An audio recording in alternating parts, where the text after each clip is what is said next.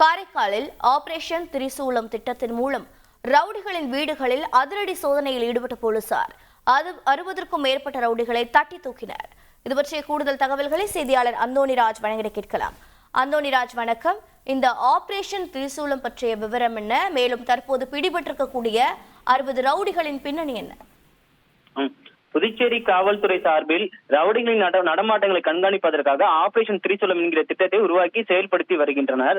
இந்நிலையில் காரைக்கால் மாவட்ட போலீசார் காவல் கண்காணிப்பாளர் சுப்பிரமணியன் தலைமையில் ஆபரேஷன் திரிசூலம் சோதனை இன்று நடைபெற்றது.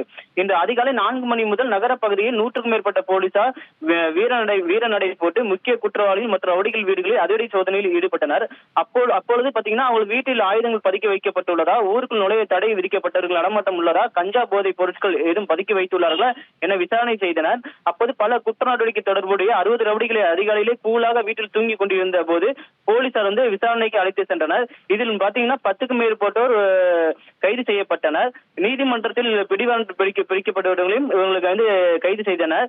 காரைக்கால் மாவட்ட கண்காணிப்பாளர் சுப்பிரமணியன் தலைமையில் நடைபெற்ற ஆபரேஷன் திரிசூலம் மூலம் பாத்தீங்கன்னா நகர காவல் நிலையம், திருப்பட்டின காவல் நிலையம், திருநள்ளாறு காவல் நிலையம் உள்ளிட்ட பல்வேறு பகுதிகளில் போலீசார் அதிகாலையில் சோதனையில் ஈடுபட்டு மாவட்டம் முழுவதும் 60க்கும் மேற்பட்ட ரவுடிகளை பிடிக்கப்பட்டனர். இதில் 10க்கும் மேற்பட்டவர் கைது செய்யப்பட்டனர். போலீஸ் அந்த அதிரடி சோதனை பாத்தீங்கன்னா பொதுமக்களின் பெரும் வரவேற்பை பெற்றுள்ளது.